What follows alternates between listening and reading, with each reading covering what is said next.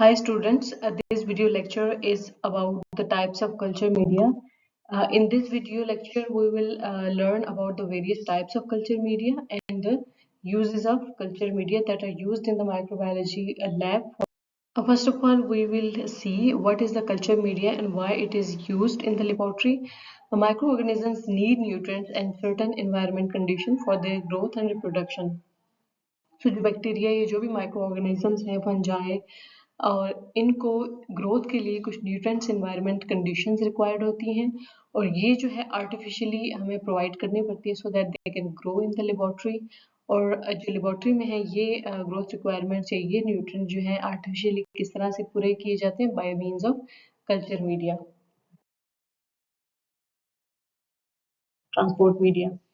अब सैंपल्स क्या क्या होते हैं कल्चर के लिए? ब्लड सैंपल आ सकता है जो कि इस तरह ब्लड सीएस की बॉयल में आता है, यूरिन सैंपल आ सकता है, स्टूल के सैंपल आ सकता है, सीएसएफ का सैंपल आ सकता है, पस स्वैब आ सकती है, नेजल स्वैब आ सकती है, थ्रोट स्वैब होती है। इन सबको कल्चर पे लगाया जाता है for the identification of the organism behind the disease. Basic components of the culture media are included water, electrolytes, peptone and meat extract. So जितने भी culture media हम बनाते हैं उनका जो basic components होते हैं उनमें ये चार चीजें होती हैं। So water जो है water as we know living things की requirement है, water वो ऐड करना चाहिए। electrolytes जो हैं वो सोडियम और क्लोराइड इनके electrolytes जो हैं ये जो salts वगैरह हैं उनकी requirements को पूरा करते हैं। पेप्टोन जो है वो प्रोटीन्स की रिक्वायरमेंट को पूरा करते हैं। मीट एक्सट्रैक्ट से हमें जो है प्रोटीन्स एंड कार्ब्स मिलते हैं जो कि माइक्रो ऑर्गेनिज्म की ग्रोथ और रिप्रोडक्शन के लिए ज़रूरी होता है। अब जब ये चार चीज़ें अगर किसी भी मीडिया में होंगी तो इसे हम कहेंगे न्यूट्रिएंट ब्रॉथ। और अगर इसी न्यूट्रिएंट ब्रॉथ में अगर एगर ऐड किया जाए तो ये बन जाता है nutrient agar. Why agar is added in this nutrient broth? Agar is basically it is prepared from the seaweed. ये एक समुद्री एक बूटी है जो कि एल्गी जेलेटिन स्पीशी है और ये उससे निकलती है और ये पाउडर फॉर्म में होती है। और इसका ये होता है कि जब ये डिज़ोल्व होती है वाटर में और जब इसको दोबारा से सॉलिडिफाई किया जाता है तो ये क्रॉस लिंक्स बन जाते हैं और जेल की फॉर्म में आ जाती है। It contains many long chain polysaccharides that form the cross link and turn into gel. जिस तरह से आम जो जेली होती है जब वो वाटर में डिज़ोल्व करके उसको फ्रिज वगैरह में रखा जाता है वो सॉलिडिफाई हो जाती है। इसी तरह से ये भी इसी तरह होती है। It is available in powder form. It is used as a 2% concentration. For example अगर आपने 100 ml का सोल्यूशन बनाना है तो उसके लिए आपको जो 2 ग्राम आपको चाहिए powder form of agar. It melts at 98 degree centigrade and solidifies at 32 to 42 degree centigrade. सो जो बॉइलिंग टेम्परेचर होता है जो आम चूल्हे का भी होता है दैट इज 100 के करीब होता है, इसलिए इस टेम्परेचर पे ये मेल्ट हो जाती है। जबकि इसको अगर इस टेम्परेचर पे सॉलिडिफाई किया जाए तो फिर ये एक जेल की फॉर्म में आ जाता है। It does not provide any nutrition to the bacteria but act as a solidifying agent. ये कोई न्यूट्रिएंट प्रोवाइड नहीं करता, ये जस्ट सॉलिडिफाई करने के लिए होती है। Now we got the answer कि न्यूट्रिएंट ब्रोथ में एगर क्यों ऐड किया जाता है। तो जब एगर ऐड करेंगे तो वो सॉलिडिफाई हो जाएगा तो फिर वो न्यूट्रिएंट ब्रोथ नहीं कहलाएगा, न्यूट्रिएंट एगर कहलाएगा। So it is an image of nutrient agar and it is an image of nutrient broth जो कि liquid form में है और ये solid form में है and these are the examples of simple culture media. Now we will move towards the types of culture media. Culture media को 3 conditions की बिना पर divide किया गया है और classify किया गया है. First is based on the physical state. Physical state होता है क्या वो solid है, क्या वो semi solid है या liquid है. On the basis of oxygen requirement कि ऑक्सीजन चाहिए या नहीं चाहिए and based on the nutritional factors कि कौन कौन से nutritional factors जो हैं वो required होंगे उसकी basis पे भी उन्हें classify किया जाता है. सो फर्स्ट हम देखते हैं based on the physical state. Physical state की बिना पर solid, semi solid and liquid है and this is example of solid media, this is example of liquid media और ये है सेमी सॉलिड मीडिया। यानी ना तो ये सॉलिड होता है ना ये लिक्विड होता है, एक मिडल कंडीशन होती है इसकी। जो कि यहाँ पे नजर आ रहा है। On the basis of absence और प्रेजेंस ऑफ ऑक्सीजन कुछ एरोबिक होंगे और कुछ एनारोबिक कल्चर मीडिया होंगे। जो एनारोबिक है, मैक्सिमम जो है वो एरोबिक कल्चर मीडिया होते हैं, but Robertson cook media is an example of anaerobic culture medium.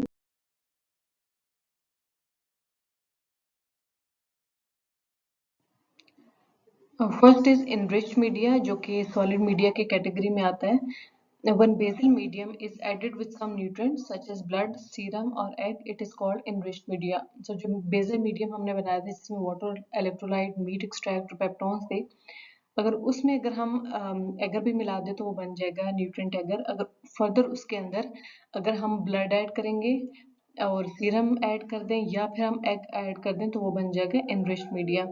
They are used to grow bacteria that are demanding in nutritional needs. So ऐसे bacteria जो कि स्पेशल जिनकी रिक्वायरमेंट होती हैं, नीड्स होती हैं, वो उन्हें कहते हैं फास्टिडियस बैक्टीरिया। उनकी ग्रोथ के लिए इस मीडिया को यूज़ किया जाता है। First example is blood agar. इसमें क्या होगा कि जो न्यूट्रिएंट एगर होगा उसमें आप ब्लड ऐड करेंगे तो वो बन जाएगा ब्लड एगर। चॉकलेट एगर, ये अगर इसी ब्लड एगर को हम 75 से 80 डिग्री सेंटीग्रेड तक हीट करेंगे तो वो बन जाएगा चॉकलेट एगर। और अगर इस जो न्यूट्रिएंट एगर है उसमें हम सीरम ऐड करेंगे तो वो बन जाएगा Loeffler medium. So first picture is of the blood agar. Blood agar plate contains the mammalian blood, usually sheep or horse, typically at a concentration of 5 to 10%. Used to isolate fastidious organism and detect hemolysis. तो ये किस लिए use किया जाता है? एक fastidious organism को detect करने के लिए, दूसरा हेमोलिसिस के लिए। कुछ बैक्टीरिया होते हैं जो हेमोलिसिस करते हैं, कुछ नहीं करते, तो उनको डिटेक्ट करने के लिए ब्लड एगर को यूज किया जाता है। और उनमें स्ट्रेप्टोकोकस की स्पीशीज आती हैं, क्योंकि इसमें कुछ स्ट्रेप्टोकोकस की स्पीशीज जो हैं वो हेमोलिसिस करती हैं, कुछ नहीं करती, तो उनको डिफ्रेंशिएट करने के लिए भी ये यूज किया जाता है। फिर है chocolate agar. It contain the red blood cells that have been lysed by slowly heating at 80 degree centigrade and is used for growing fastidious organism जैसे हेमोफिलस इन्फ्लुएंजाe। तो चॉकलेट एगर जो है ब्लड एगर को ही heat करके बनाया जाता है, तो ये जो फास्टिडियस ऑर्गेनिज्म है दैट इज हेमोफिलस इन्फ्लुएंजाe, उसके लिए यूज किया जाता है। देन है लॉफलर मीडियम, दैट इज कोरोनिबैक्टीरियम डेफ3, उसके लिए ही यूज किया जाता है। और इसके अंदर क्या ऐड है? सीरम ऐड है। इसके अंदर जो है वो ब्लड ऐड है और इसके अंदर जो है ब्लड को ही हीट किया गया है। ब्लड एगर है उसमें किस तरह से कॉलोनीज नजर आती हैं। Certain bacteria produce enzyme haemolysins that act on red cell to produce either beta haemolysis, alpha haemolysis या गामा हेमोलिसिस। कुछ बैक्टीरिया होते हैं वो रेड ब्लड सेल्स को कम्प्लीटली लाइज कर देते हैं, तो उसे कहते हैं बीटा हेमोलिटिक बैक्टीरिया। कुछ ऐसे होते हैं जो इनकम्प्लीट हेमोलिसिस करते हैं, that is alpha haemolytic bacteria. कुछ ऐसे होते हैं जो रेड सेल्स को बिल्कुल भी नहीं छेड़ते या उनको बिल्कुल लाइज नहीं करते। So beta haemolysis enzyme lies the blood cells completely, produce a clear area around the colony। ये as you can see, alpha hemolysis, incomplete hemolysis produce a greenish discoloration around the colony। gamma hemolysis no effect on the red blood cells। Some time lab के अंदर जब आप किसी भी sample से diagnosis करना चाहते हैं किसी डिजीज़ की, कि कौन सा ऑर्गेनिज्म है इसके पीछे, तो उसमें क्या होता है कि जो कल्चर मीडिया होता है जिसके ऊपर क्योंकि बहुत सारे न्यूट्रिएंट्स आपने ऐड किए होते हैं, तो बैक्टीरिया जो है वो एक से ज़्यादा ग्रो कर देते हैं, यानी मिक्स कल्चर आ जाता है। एक कॉलोनी भी, एक बैक्टीरिया भी हो सकता है और मल्टीपल कॉलोनीज हो सकती हैं डिफरेंट बैक्टीरिया की। अब उस केस में होता है कि जो एक्चुअल ऑर्गेनिज्म होता है वो जो है वो कम ग्रो होता है, उसके अलावा जो बाकी होते हैं वो उस पर ज़्यादा ग्रो कर जाते हैं। तो उस केस में क्या करना होता है कि आपने जो स्पेसिफिक सब्सटेंस ऐड करते हैं, जो कि आपका जो भी डिज़ायर्ड बैक्टीरिया होता है वो उस पे स्टिमुलेटिंग इफेक्ट होता है, और जो बाकी जो अनवांटेड बैक्टीरिया होते हैं उन पे इनहिबिटरी इफेक्ट होता है। और ये जो सब्सटेंस है ये आपने ऐड करने होते हैं लिक्विड मीडियम के अंदर, या जिस तरह से आपने सबसे पहले आप ब्रॉथ बनाएंगे, जो भी न्यूट्रिएंट ब्रॉथ थी उसके अंदर आप सप्लीमेंट के तौर पे ऐसी चीज़ ऐड कर देंगे जो कि बेनिफिशियल होगी उस बैक्टीरिया के लिए जो कि आप ग्रो कराना चाहते हैं। Such media are called enrichment media.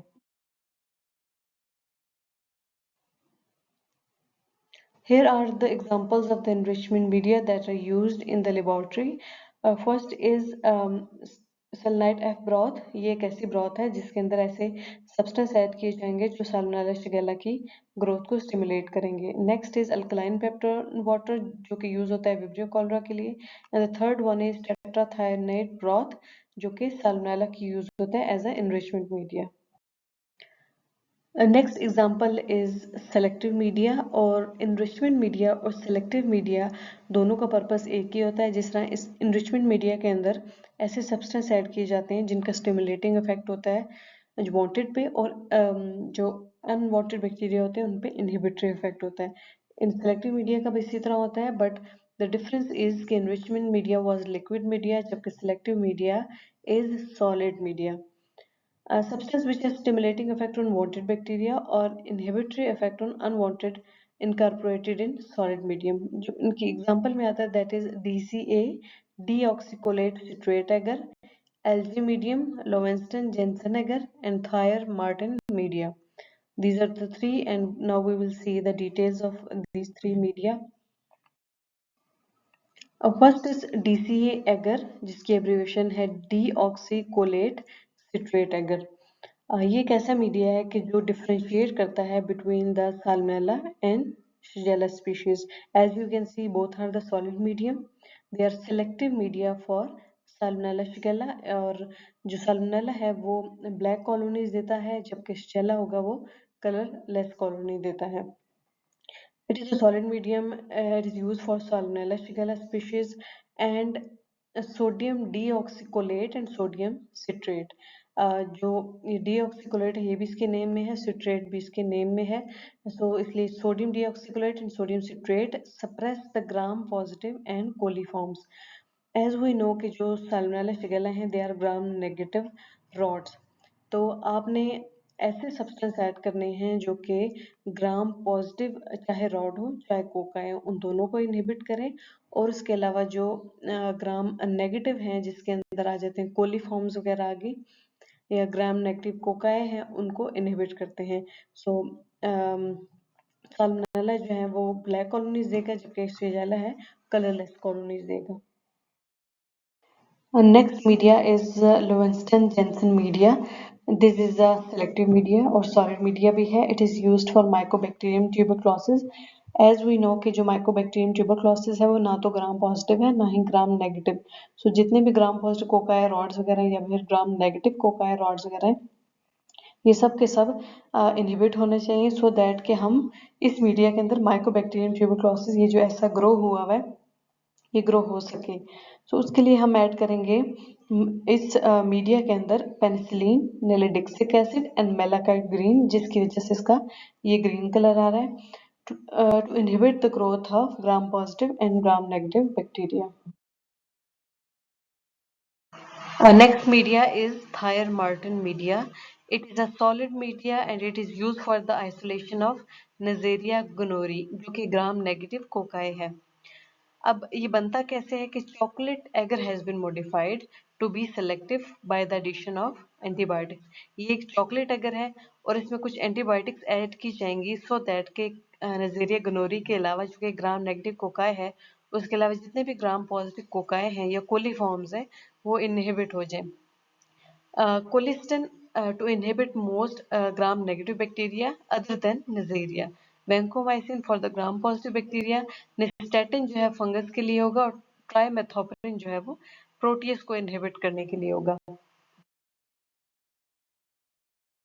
Next type of media is differential media. इसके अंदर क्या होता है कि बैक्टीरिया जो है वो हर एक की बैक्टीरिया की डिफरेंट कैरेक्टरिस्टिक होती है। सो ये किसी एक खास कैरेक्टरिस्टिक की बेस पे बैक्टीरिया को डिफरेंशिएट करता है। अब इस डिफरेंशियल मीडिया को बनाने के लिए दो चीज़ें होती हैं, एक होती है डाई, दूसरा होता है मेटाबॉलिक सबस्ट्रेट। दो चीज़ें ऐड की जाती हैं मीडिया के अंदर। अब डाई भी हर मीडिया के लिए डिफरेंट होता है, सबस्ट्रेट भी हर मीडियम के लिए डिफरेंट होता है। अब इसके अंदर क्या होता है, medium which has substances incorporated in it. वो सब्सटेंस क्या होते हैं, वो डाई भी हो सकते हैं, मेटाबॉलिक सबस्टेंस होते हैं। Enabling it to bring out different characteristic of bacteria. इससे क्या होता है कि जो बैक्टीरिया है अब उसकी जो डिफरेंट कैरेक्टरिस्टिक हैं वो आ जाती हैं, and thus helping to distinguish between them is called the differential media. इसकी हेल्प से वो क्या करते हैं, एक दूसरे को डिस्टिंग्विश कर सकते हैं। Dyes and metabolic substrates are incorporated so that bacteria that utilize them appeared as different colored colonies। So उससे क्या होता है कि ये दोनों चीजें यूज करके बैक्टीरिया जो है वो कुछ कलर्ड कॉलोनीज देते हैं और जो नहीं यूज करते वो फिर कलरलेस हो जाते हैं। अब इनके एग्जांपल में MacConkey agar very famous, then CLED agar, TCBS agar, XLD agar and EMB agar. One by one हम इनकी डिटेल देखते हैं। First differential media is MacConkey agar. As you can see इस तरह का नजर आता है, it is a solid medium. अब इसके अंदर हर मीडिया के जिस तरह मैंने बताया कि मेटाबॉलिक सबस्ट्रेट और डाई होता है, अब इसके अंदर जो मेटाबॉलिक सबस्ट्रेट होगा दैट विल बी लैक्टोज, और इसके अंदर जो डाई होगा that will be neutral red. अब इसके अंदर होगा ये कि जो बैक्टीरिया जो मेटाबॉलिक सबस्ट्रेट यानी लैक्टोज को यूज करेंगे वो क्या करेंगे, वो डिफरेंटली अपेयर होंगे, जो कि लैक्टोज को यूज नहीं करेंगे वो डिफरेंटली अपेयर होंगे। फॉर एग्जाम्पल इस बैक्टीरिया ने या इस साइड के बैक्टीरिया ने लैक्टोज को यूज किया। जब लैक्टोज को यूज करेंगे तो वो लैक्टिक एसिड बनाएंगे। जब लैक्टिक एसिड बनाएंगे तो जाहिर है उस मीडियम की पीएच चेंज होगी। जैसे ही पीएच चेंज होगी ये जो डाई है ये फिर अपना कलर भी चेंज कर देंगे। अब इस डाई का क्या होगा, जो न्यूट्रल रेड, उसकी वजह से ये जो कलर है वो पिंक हो जाएगा। जबकि दूसरी साइड के जो कि बैक्टीरिया जो नॉन लैक्टोज फर्मेंटिंग बैक्टीरिया हैं, जो इसे फर्मेंट नहीं करेंगे, वो क्या करेंगे, क्योंकि पीएच भी चेंज नहीं करेंगे, इस तरह से जब पीएच चेंज नहीं होगी तो न्यूट्रल रेड का कलर भी चेंज नहीं होगा। Distinguish between lactose fermenter and non lactose fermenter, LF की कॉलोनीज पिंक आएंगी एंड एनएलएफ की कॉलोनीज कलरलेस आएंगी, और डाई जो होगा न्यूट्रल रेड एंड सबस्ट्रेट जो होगा वो लैक्टोज होगा। Next media is EMB agar. As you can see solid media है, ये भी लैक्टोज फर्मेंटिंग और नॉन लैक्टोज फर्मेंटिंग बैक्टीरिया को डिफरेंशिएट करता है। अब इसके अंदर जो दो चीजें हैं, first is dye and second is substrate. Substrate lactose होगा जबकि डाई होगा इयोसिन मिथाइलिन ब्लू, इसकी वजह से इसका नाम ईएमबी एगर है। अब इसके अंदर क्या होगा, इसके अंदर जब आप ई कोलाई को ग्रो कराएंगे तो ई कोलाई जो है वो अब न सिर्फ ब्लैक कॉलोनी देगा बल्कि ये ग्रीन कलर की एक ग्रीन फीन भी देगा, जिसकी वजह से इसका कॉलोनी डिफरेंट हो जाएगी। जो बाकी होंगे वो कलरलेस कॉलोनीज देंगे। सॉलिड मीडिया है, distinguish between lactose fermenter and non lactose fermenter. Dye है इयोसिन मिथाइलिन ब्लू, सबस्ट्रेट है lactose, E coli black colonies with metallic green sheen, and जो नॉन लैक्टोज फर्मेंटिंग है वो कलरलेस कॉलोनीज देंगे। Next differential media is XLD, xylose, lysine और deoxycholate eager. अब इसके अंदर मीडिया के अंदर सबस्ट्रेट क्या होगा, obviously it is a solid media, it is used to differentiate between salmonella and shigella। और फिर इसके अंदर जो सबस्ट्रेट होगा that will be sucrose, xylose, lysine, ये तीन चीजें इसके अंदर ऐड होंगी। और जो डाई यूज होगा that will be phenol red, और इसके अंदर एडिशनल जो चीज ऐड की जाएगी वो सोडियम डीऑक्सीकोलेट है, ताकि जो हमारे पास फर्दर जो ग्राम पॉजिटिव एंड कोलिफॉर्म है वो चीजें ग्रो ना करें, सिर्फ और सिर्फ ग्राम नेगेटिव रॉड जो सल्मोनेला शिगेला ग्रो करें। अब सल्मोनेला जो होगा वो ब्लैक कलर की कॉलोनी देगा, जबकि शिगेला होगा वो जो है वो अगर लेस कॉलोनी देगा, बिकॉज सल्मोनेला जो है इस सबस्ट्रेट को यूटिलाइज करेगा और पीएच को चेंज करके फिनोल रेड जो डाई है उसकी अपीयरेंस को ब्लैक कर देगा। Next media is CLED agar. CLED agar की जो abbreviation that is cystine lactose electrolyte deficient. CLED agar जो है वो मैकॉनकी एगर की ही तरह का होता है, बट ये यूरिनरी सैंपल को क्लेड पे लगाया जाता है, जबकि जो ब्लड के सैंपल होते हैं उसको मैकॉनकी पे लगाया जाता है। और it is used specifically, it is a solid medium, it distinguish between lactose fermenter and non lactose fermenter, जिस तरह मैं कॉन्की कर रहा था। lactose fermenter की जो कॉलोनी आएगी वो येलो आएगी, NLF की जो कॉलोनी आएगी वो ब्लू आएगी। अब इसके अंदर जो सबस्ट्रेट होगा वो लैक्टोज होगा और इसके अंदर जो डाई होगा वो ब्रोमोथाइमोल ब्लू होगा। अब वो होगा ये कि it is used for the detection of urinary pathogens, it has low content in electrolytes, prevent the swarming of protease। अब इसके अंदर होता ये है कि जो यूरिनरी पैथोजेंस होते हैं उनमें जिस तरह इकोलाई भी आता है, जिस तरह से प्रोटीज भी आता है और भी बहुत सारे। अब प्रोटीज अगर आ जाए तो प्रोटीज क्या करता है कि प्रोटीज अगर इस कॉलोनी पे हो तो ये मूव करता है पूरे कल्चर मीडिया पे, उसे कहते हैं स्वॉर्मिंग ऑफ द प्रोटीज। अब जब प्रोटीज मूव करेगा तो इसका मतलब है कि जो बाकी अगर किसी ऑर्गेनिज्म ने ग्रो करना होगा तो वो ग्रो नहीं कर सकेगा। तो इसके लिए क्या किया जाता है, हम क्लेड अगर यूज करते हैं। क्लेड अगर से क्या होता है कि उसमें इलेक्ट्रोलाइट्स की जो कंटेंट है वो लो होता है, उसकी वजह से प्रोटीन फॉर्म नहीं कर पाता और बाकी जो बैक्टीरिया है वो फिर वो ग्रो भी कर सकते हैं। नेक्स्ट जो हमारे पास media that is TCBA agar या फिर thiosulphate citrate bile salts sucrose agar. अब ये किस लिए स्पेसिफिकली विब्रियो कॉलोरा के लिए यूज होता है। It is a solid medium, it is use for the vibrio species. जो सुक्रोज इसका सबस्ट्रेट होगा वो सुक्रोज होगा और जो डाई होगा that will be bromothymol blue. और जो विब्रियो है ये येलो कॉलोनीज देती हैं और जो due to the fermentation of sucrose. जबकि अब इसके अंदर क्या होता है कि बाकी सुक्रोज के अलावा ये जो बाकी चीजें ऐड हुई हैं जिसमें हमें थायोसल्फेट भी नजर आ रहा है, सिट्रेट भी नजर आ रहा है, बॉयल सॉल्ट्स भी नजर आते हैं। इनका क्या फंक्शन है, इनका ये फंक्शन है क्योंकि विब्रियो कॉलरा जो है वो एक ग्राम नेगेटिव स्पीशी है। तो अब इसके अंदर क्या होता है कि जितने भी बाकी हमें ग्राम पॉजिटिव ऑर्गेनिज्म है, जितने भी बाकी कोलिफॉर्म्स है, उनको इनहिबिट करने के लिए ये सब्सटेंस ऐड किया जाता है। Sodium citrate, sodium thiosulphate and collate. Collate basically bile salts को कहते हैं। Are selective agents which provide an alkaline pH to inhibit gram-positive organisms and suppress the coliforms. And the last type of media is transport media. इसके अंदर ये होता है कि कुछ जो स्पेसिमन है उनको जिस तरह से ये स्वैब है किसी एक एरिया से दूसरी एरिया में भिजवाना पड़ता है सो दैट कि टेस्टिंग हो सके। उसके लिए क्या होता है, ट्रांसपोर्ट मीडिया यूज किए जाते हैं सो दैट जो बैक्टीरिया हैं वो सर्वाइव भी कर सकें ड्यूरिंग द ट्रांसपोर्ट। उनमें आ जाता है Emmys and carry Blair. Media use for transporting the samples. Delicate organism may not survive the time taken for transporting the specimen without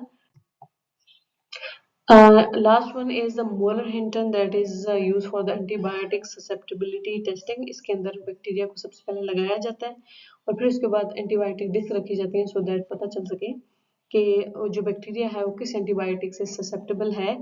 फिर उसको जो है वो इस प्रोफाइल को भी डॉक्टर को भेजा जाता है सो दैट वो एंटीबायोटिक ट्रीटमेंट हो सके। This was the table of all the types of culture media और उनका क्या नेम्स हैं, उनकी क्या टाइप है एंड यूजेस क्या हैं और डाई कौन कौन सा यूज हो रहा है और उसके अलावा सबस्ट्रेट कौन कौन सा ऐड हुआ। Thank you for listening. Hope you will like it.